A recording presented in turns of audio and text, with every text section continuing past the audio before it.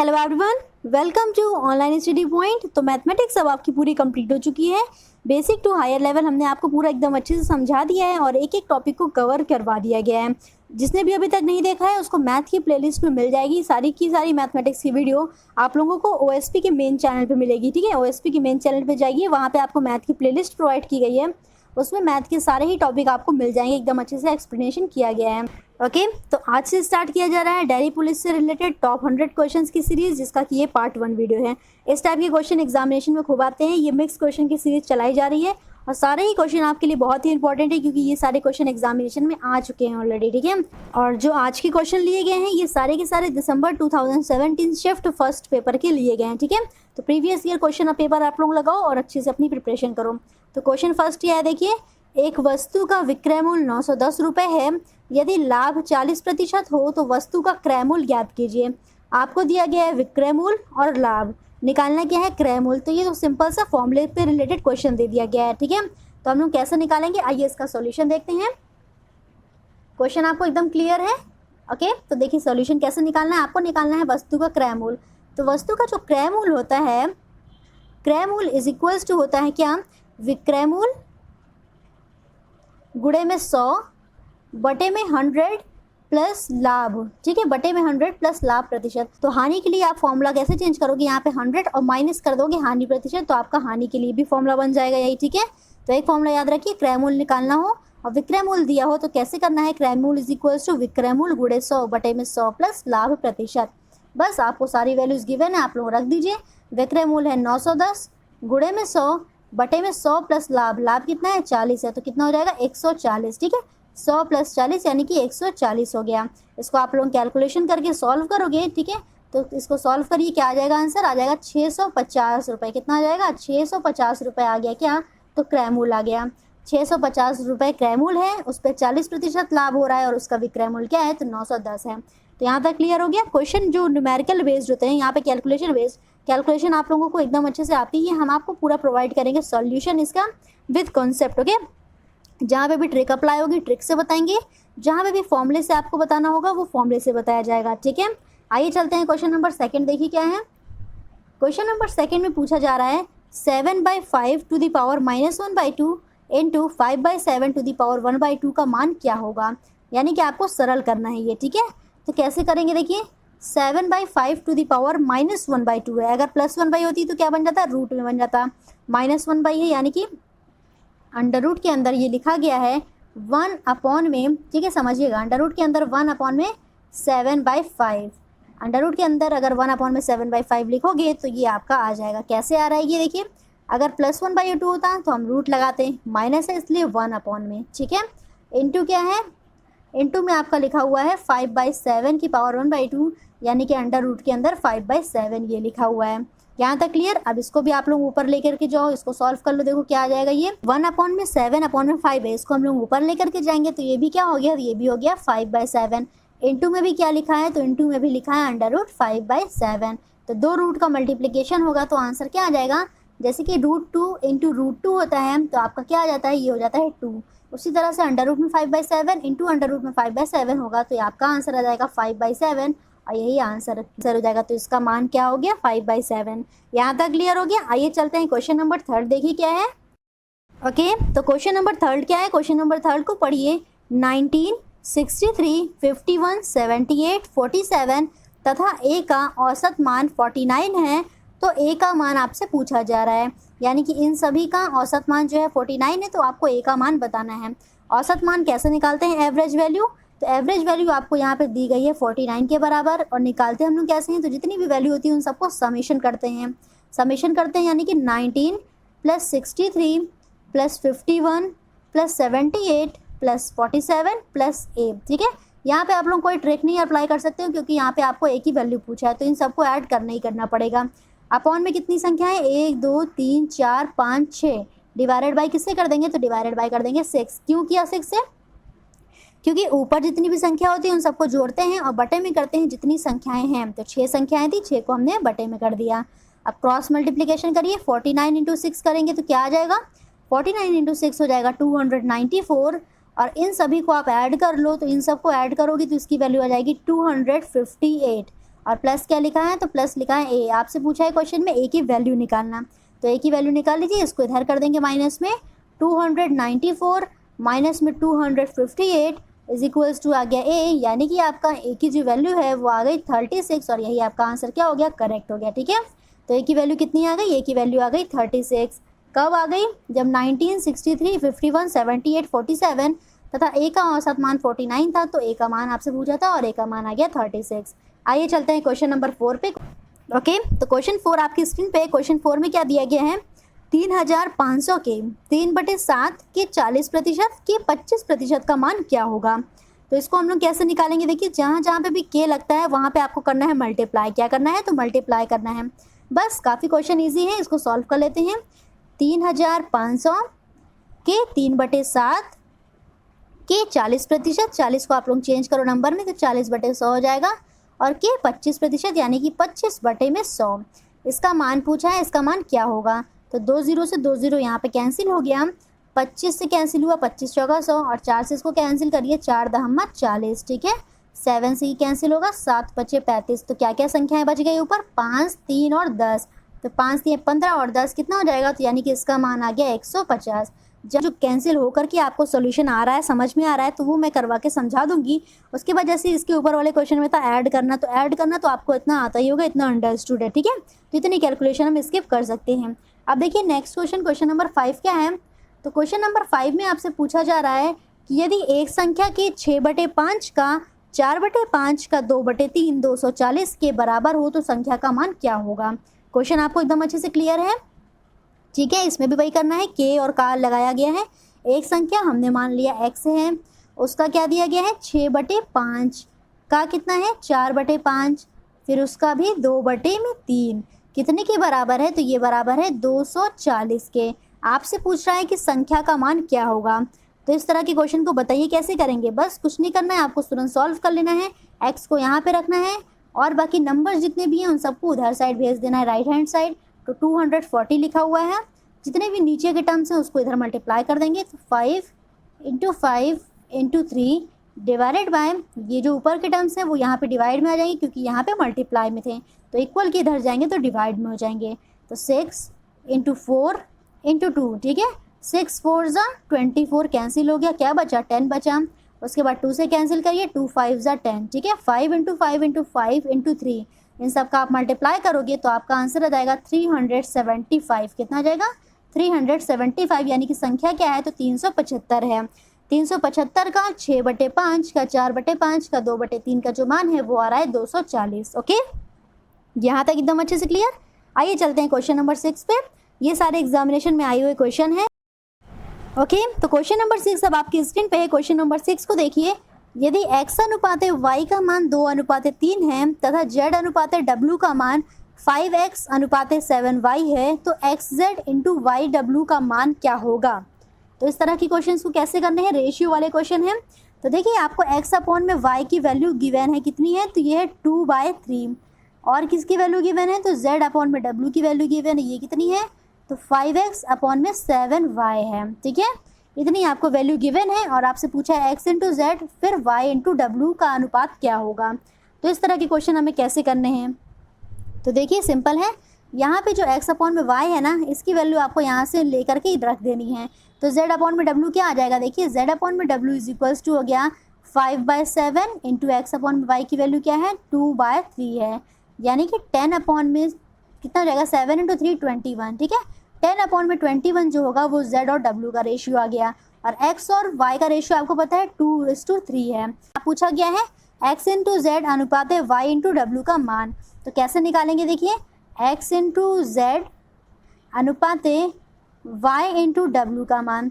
x की value क्या है तो x की वैल्यू है 2, रख लीजिए x की वैल्यू 2, z की वैल्यू क्या है तो ये है 10, अनुपात लगाना है। y की वैल्यू यहाँ से निकालिए, देखिए 3 है, और इंटू w की वैल्यू क्या है तो ये है 21। तो कितना आ गया 20 रेशियो में 21 × 3 करेंगे तो कितना आ जाएगा 63। तो 20 अनुपात 63 जो होगा xz अनुपात yw का मान आ जाएगा। कुछ भी नहीं किया इस क्वेश्चन में, इसकी वैल्यू आपको दी थी और इसकी वैल्यू दी थी, इसकी वैल्यू हमने उठा करके यहाँ पे रख दिया, तो आपको इसका भी मान पता चल गया। बस इन दोनों का हमें कर देना है मल्टीप्लिकेशन और आपका आंसर आ जाएगा 20:63। ठीक है, चलिए देखिए क्वेश्चन नंबर 7 काफ़ी इजी क्वेश्चन है। ओके, क्वेश्चन नंबर 7 में क्या पूछा गया है, 1 से लेकर के 30 तक कितनी अभाज्य संख्याएं हैं। अभाज्य संख्या यानी कि प्राइम नंबर्स। प्राइम नंबर क्या होते हैं, ऐसी संख्याएं जो खुद से और स्वयं 1 से विभाजित होती है, ठीक है ना। 1 से और खुद वही संख्या से विभाजित होती है, वो होती है प्राइम नंबर। प्राइम नंबर के कम से कम 2 फैक्टर होने चाहिए, इसलिए एक जो होता है वो प्राइम नंबर नहीं होता है, क्योंकि एक का जो होता है 2 फैक्टर नहीं पॉसिबल है, इस वजह से एक प्राइम नंबर नहीं है। प्राइम नंबर के 2 फैक्टर अवश्य होने चाहिए, जैसे कि 2 मान लीजिए स्मॉलेस्ट प्राइम है, ठीक है। 2 क्या है, स्मॉलेस्ट प्राइम है। 2 के कितने फैक्टर होते हैं, 1 होता है और 2। 2 किस किस संख्या से विभाजित है, खुद वही संख्या से और 1 से, ठीक है। तो 2 क्या है, प्राइम है। 2 स्मॉलेस्ट प्राइम नंबर है और ये ही एकमात्र इवन प्राइम नंबर है, याद रखिएगा। इवन प्राइम नंबर एकमात्र कौन सा है, 2 है। इसके बाद जितने भी प्राइम नंबर आएंगे सबके सब कैसे होंगे, तो ऑड होंगे, यानी कि विषम होंगे, ठीक है। 2 एकमात्र समअभाज्य संख्या है, इसके अलावा जितनी भी संख्याएं हैं सब विषम अभाज्य होती हैं, ठीक है। आपसे क्वेश्चन में क्या पूछा गया है, 1 से लेकर के 30 तक कितनी अभाज्य संख्याएं होंगी।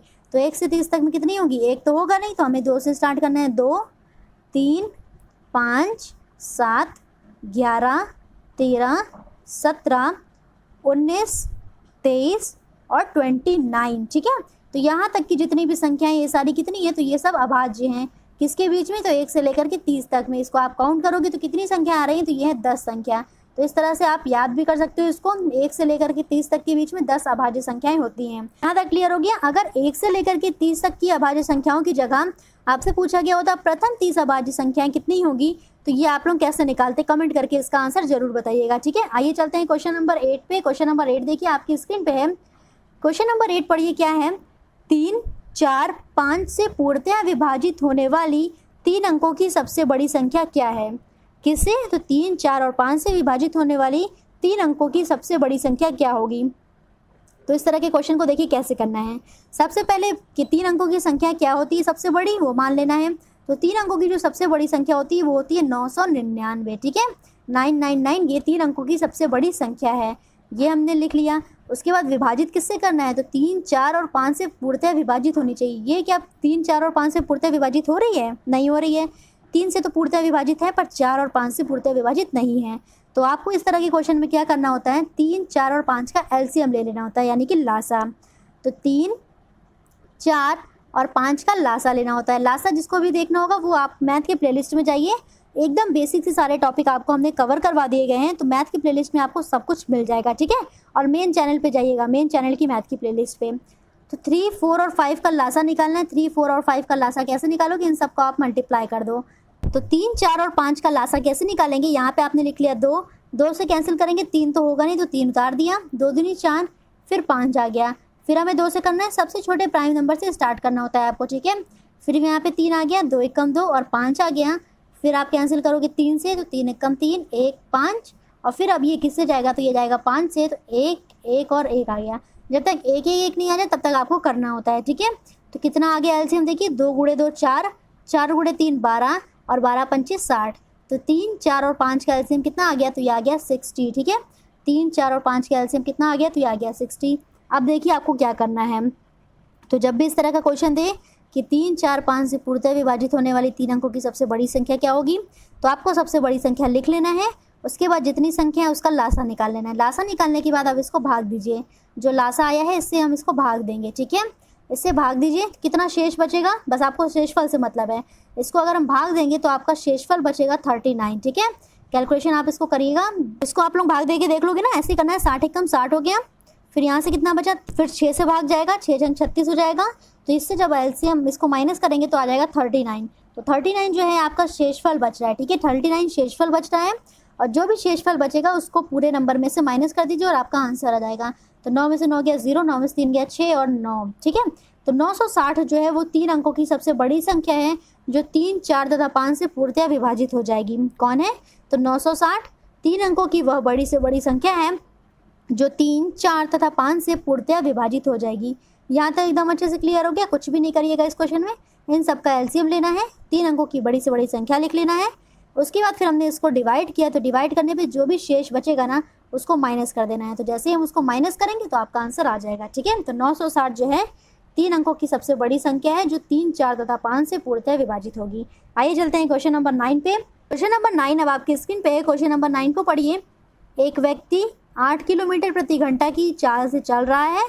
प्रत्येक किलोमीटर के पश्चात वह 6 मिनट का विश्राम लेता है, तो 8 किलोमीटर की दूरी तय करने में कितना समय लेगा। और आपको समय किस में निकालना है, तो मिनटों में निकालना है, ठीक है, मिनट में समय निकालना है। तो देखिए एक व्यक्ति 8 किलोमीटर प्रति घंटा की चाल से चल रहा है, यानी कि 1 घंटे में 60 मिनट में वो दूरी तय कर लेगा 8 किलोमीटर की, यदि वह विश्राम नहीं करता है तो। पर क्वेश्चन में क्या दिया है कि प्रत्येक किलोमीटर के पश्चात वह 6 मिनट का विश्राम करता है। तो 1 किलोमीटर उसने कवर किया, 6 मिनट का विश्राम किया, फिर 2 किलोमीटर कवर किया, फिर 6 मिनट का विश्राम किया। इस तरह करते करते 7 किलोमीटर तक वह 6 मिनट का विश्राम करेगा, और 8वें किलोमीटर तक में तो खुद उसने कहाँ तक पहुँच जाएगा, तो जहाँ पे उसे पहुँचना है, ठीक है। तो 8वां किलोमीटर हमें नहीं लेना है, तो हमें कितने तक है, 7 किलोमीटर तक। 7 किलोमीटर में कितने मिनट का विश्राम ले रहा है, 6 मिनट का। तो 7 × 6 कितना हो जाएगा बताइए, 7 × 42, ठीक है। तो 42 मिनट यहाँ से आपका एक्स्ट्रा आ गया, तो 42 मिनट जो उसको लगेंगे एक्स्ट्रा लगेंगे। और क्या दिया गया है, देखिए और दिया गया है कि 1 घंटे में 8 किलोमीटर पहुँच जा रहा था, और ये 42 मिनट एक्स्ट्रा है। तो 1 घंटे में कितने मिनट होते हैं, तो 1 घंटे में मिनट होते हैं 60 मिनट। ये जो टाइम लगेगा 8 किलोमीटर की दूरी तय करने में बिना विश्राम किए, और विश्राम करने में जो समय एक्स्ट्रा लग रहा है वो है 42 मिनट। तो 60 + 42 आप जोड़ दोगे तो आ जाएगा 102 मिनट। और आपको आंसर किस में निकालना था, तो मिनट में निकालना था। आपका आ जाएगा 102 मिनट में वो क्या करेगा, तो 8 किलोमीटर प्रति घंटा की गति से चलते हुए वो 8 किलोमीटर की दूरी को तय कर लेगा 102 मिनट में, ठीक है, विश्राम करने के बाद भी। तो एकदम अच्छे से क्लियर हो गया क्यों यहाँ पे हमने 7 लिया, क्योंकि 8वें किलोमीटर के बाद तो वह खुद ही वहाँ पे पहुँच जाएगा जहाँ उसे पहुँचना है। तो विश्राम का इसमें हम लोग नहीं ऐड करेंगे, विश्राम को 7 आवर तक ही, 7 किलोमीटर तक ही हम लोग ऐड करेंगे, ठीक है। तो 7 × 6 आ गया 42 आप ऐड कर दो 1 आवर में, यानी कि 6 मिनट 60 मिनट में। तो 60 + 42 = आ गया 102 मिनट। यहाँ तक क्लियर। आइए चलते हैं आज का लास्ट क्वेश्चन, इसको करिए, काफ़ी अच्छा क्वेश्चन है। इसके बाद फिर वीडियो को यहीं पे एंड करते हैं। कल के पार्ट 2 में आपको काफ़ी अच्छे क्वेश्चन इसके करवाए जाएंगे, जो मोस्ट इंपॉर्टेंट है एग्जामिनेशन में आने के लिए। काफ़ी अच्छे टॉप 100 क्वेश्चन आपके लिए लिए गए हैं, ठीक है। देखिए क्वेश्चन नंबर 10 क्या है, क्वेश्चन नंबर 10 को पढ़िए। बी तथा सी एक कार्य को क्रमशः 15 तथा 25 दिनों में करते हैं। दोनों मिलकर के किसी कार्य को आरंभ किया, परंतु कुछ दिन के बाद जो बी है उसने कार्य छोड़ करके चला गया, तो सी ने 9 दिन में शेष कार्य समाप्त किया, तो बी कितने समय में कार्य को किया, ये आपसे पूछा जा रहा है। यानी कि बी ने कितने दिनों तक कार्य किया था, ठीक है। क्वेश्चन को फिर से पढ़िए सॉल्व करते हुए। तो देखिए बी ने कितने दिनों में क्रमशः काम को समाप्त करता है, 15 दिन में। सी कितने दिन में करता है, तो सी करता है 25 दिनों में कार्य को समाप्त, ठीक है। क्रमशः कार्य को समाप्त कर सकते हैं। यदि दोनों मिलकर के कार्य को आरंभ किया तो इन दोनों का एलसीएम ले लीजिए। इन दोनों का एलसीएम कितना आ जाएगा, तो यह आ जाएगा 75 15 से कैंसिल करिए, 15 × 5 = 75, 25 से कैंसिल करेंगे तो कितने बार में जाएगा बताइए, 25 × 3 = 75, ठीक है। कितना हो जाएगा, 25 × 3 = 75 हो गया। अब इन दोनों को हमें ऐड कर लेना है। अगर दोनों मिलकर के कार्य करते हैं तो कितना यूनिट का वर्क होगा एक दिन में। अगर दोनों मिलकर के कार्य करेंगी तो एक दिन में होगा 8 यूनिट का वर्क, ठीक है। पर यहाँ पे ऐसा कुछ दिया नहीं है कि दोनों ने मिलकर के कितने दिनों तक कार्य किया, इसलिए हमें अभी इससे कोई मतलब नहीं है। हमें क्या दिया हुआ है उसके अकॉर्डिंग देखते हैं। अब देखिए ये जो बीच वाला आता है ना 75, ये होता है टोटल वर्क। इतना कार्य करना ही करना है मिल करके सबको। तो सी ने कार्य किया 9 दिन तक। सी ने कितने दिन तक कार्य किया, 9 दिन तक कार्य किया। जो शेष बचा हुआ कार्य था उसको समाप्त किया। तो एक दिन में सी का जो कार्य करने का क्षमता है वो है 3। एक दिन में सी जो है 3 यूनिट का वर्क कर सकता है, और सी ने किया 9 दिन तक। देखिए पूरा सॉल्यूशन। और सी ने कितने दिन तक किया, तो सी ने किया 9 दिन तक। तो 9 × 3, क्योंकि 9 × 3 क्यों कर रहे हैं, क्योंकि सी का एक दिन का जो कार्य करने की क्षमता है वो है 3, और सी ने जो शेष बचा हुआ कार्य था 9 दिनों तक किया। तो 9 × 3 हमने कर लिया, कितना आ गया, ये आ गया 27। कितना आ गया, 27 वर्क जो है वो सी ने अकेले समाप्त किया। टोटल कितना काम करना था, तो 75 वर्क करना था। 75 में से आपको माइनस कर देना है 27, तो कितना आ जाएगा, 75 में से 27 को माइनस करिए तो आपका आ जाएगा आंसर 48। यानी कि 48 वर्क जो है वो ऐसा था कि जो दोनों ने मिल करके किया था, ठीक है। 48 वर्क ऐसा था कि दोनों ने मिल करके किया था। यहाँ तक क्लियर हो गया। सी ने क्या किया था, 9 दिन तक शेष बचा हुआ कार्य को समाप्त किया था। तो यानी कि सी ने टोटल 27 वर्क कंप्लीट किया था 75 में से। तो 75 में से 27 को माइनस कर देंगे तो हमें पता चल गया दोनों ने मिल करके कितना वर्क किया, 48 वर्क किया। और दोनों मिल करके वर्क करते हैं तो एक दिन का जो वर्क आता है वो होता है 8 दिन का। तो 48 को आप 8 से डिवाइड करो, 48 / 8 यानी कि 6 दिन, ठीक है। तो 6 दिन तक दोनों ने मिल करके कार्य किया था। उसके बाद बी कार्य के छोड़ करके चला गया था, तो 9 दिन तक सी ने अकेले कार्य करके समाप्त कर दिया था कार्य को। तो आपका आंसर क्या आ जाएगा? आपका आंसर हो जाएगा 6 दिन, यानी कि बी ने 6 दिनों तक कार्य किया, उसके बाद बी जो है कार्य को छोड़ करके चला गया, और फिर सी ने शेष 9 दिन तक समाप्त किया। अगर आपसे पूछा होता कि सी कितने दिनों तक करेगा, तो सी ने 9 दिन तो किया ही किया, साथ ही साथ ये 6 भी दिन किए, ठीक है। तो सी का जो आएगा 15 दिन तक कार्य हो जाएगा। सी ने 15 दिन तक किया, दोनों ने मिलकर के 6 दिन तक किया, और बी ने भी 6 दिन तक कार्य को किया। तो जितने भी टाइप के इस तरह से क्वेश्चन बन सकते हैं वो सभी को हमने आपको कंप्लीट बता दिया है इस क्वेश्चन में, ठीक है। तो अब इससे बाहर इस क्वेश्चन में कुछ भी नहीं पूछा जा सकता है, जितना भी पूछ सकता था वो हमने सारा चीज़ क्लियर कर दिया है। तो वीडियो पसंद आया होगा तो वीडियो को लाइक करिएगा और ज़्यादा से ज़्यादा शेयर करके अपना सपोर्ट शो करिए। कमेंट करके अपने रिव्यू ज़रूर बताइएगा कि आपको वीडियो कैसा लगा। Okay, thank you so much.